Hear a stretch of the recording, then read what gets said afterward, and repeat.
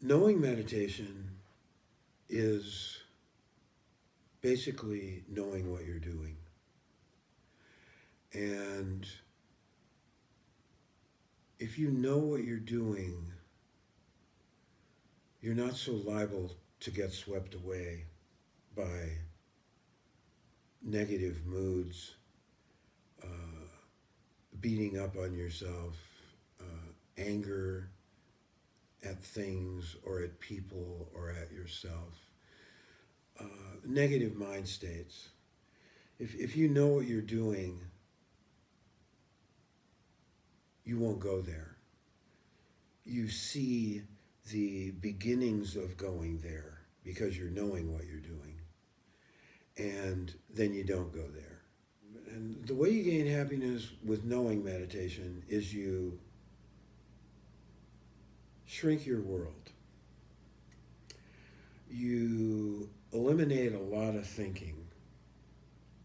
I mean, the mind's thinking all the time, and it doesn't, all it needs is a simple cue, and it can go on and on and on and on and on about anything, about, oh, why did I say to that person? Oh, do they think I'm a jerk now? How can I straighten it out? Etc. Uh, the mind's really good at running away with thoughts, and usually frequently they don't turn out that well. So knowing meditation kind of curtails that process and slows it down and quiets it down, and you get to a peaceful place, and then you're happy because you're peaceful and you're not tormented by all these imaginings and thoughts and, oh, what might happen, and especially during these times, what if I get the coronavirus? How am I going to feel? What if my dad gets it, or my son? Or I mean, these are legitimate concerns, but you don't want to get miserable over it. Really, what they are is a new set of ideas that we're not accustomed to yet. We're getting there, but we're not accustomed yet. I mean, normally in our day-to-day life, up until a month ago or whatever, we had another set of ideas that we're working with. I want to get a new car, or gee, my job is really going well, and I think I'm going to get a raise, and normal stuff. Now it's changed, and there's fear and danger and a lot of alarmist, triggering stuff in the news, and a lot of fear and all that. And that's not happy. Being fearful and alarmed and concerned and worried and frightened is not happy. So, if we want to curtail these things, we start knowing what our mind is doing right now. And all those, and how we do that is we note them.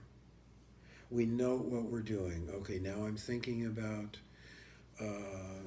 my son, or I'm thinking about what I read on Yahoo News, or I'm fearing something's going to happen to me or to my loved one, and that. And when you know what you're doing, it's amazing. It has a power to kind of take the charge out of it and slow down the chain reaction. The chain reaction being, oh, there's coronavirus. Oh, my son might get it. Oh, God, he might die. Oh, I'm worried. Oh, I'm fearful. Oh, all that. The mind can take a very small cue and really run with it and create a whole big drama and scenario out of it. And it doesn't lead to happiness quite frequently. So if you're knowing what you're doing, as you're doing it, now I'm thinking about my son, now I'm thinking about coronavirus, now I'm starting to worry, you'll find that really takes a lot of charge out of it. And actually, at that point, you can also kind of interject into that process and realize I don't want to go there. I really don't want to give my energy to that. I think I'll think about something else, or at least stop thinking about this. A lot of when I was struggling with happiness, um, I'll tell a story. I was riding with a friend of mine in a car, and it was Christmas time, or pre-Christmas time, and we were caught in Christmas shopping traffic. And my friend's going, "Oh God, traffic! What are these people doing and everything?" I could have gone a different way. I should have taken a route around this traffic and everything. And I was thinking, here we are. We're just another person in this crowd. It's not like they're different from us.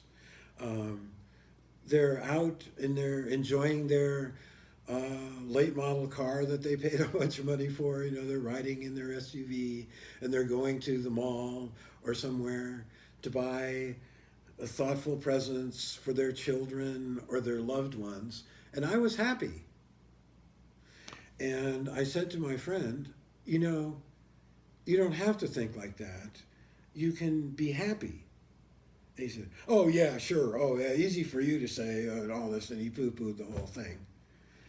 He's actually a pretty good meditator and a kind of developed person who was kind of swept away at the time.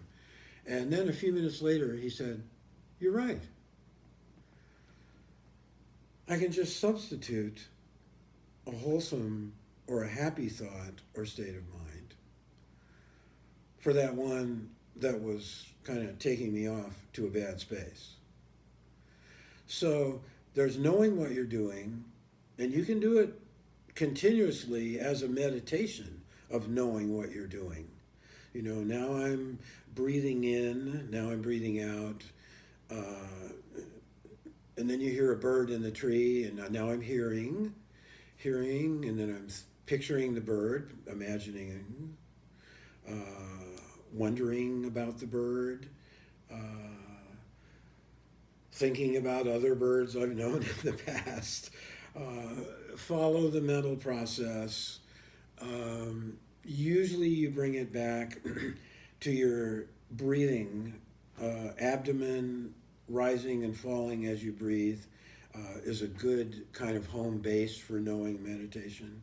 You can even put your hands on your belly and know that it's rising when it's rising, and then when it falls, know that it's falling, and you kind of make a mental note. Oh, now it's rising. Oh, now it's falling. Now it's rising. Now it's falling. Now I'm thinking about the appointment I have later. Now I'm rising. Now my tummy's rising. Now my tummy's falling. And that's knowing meditation.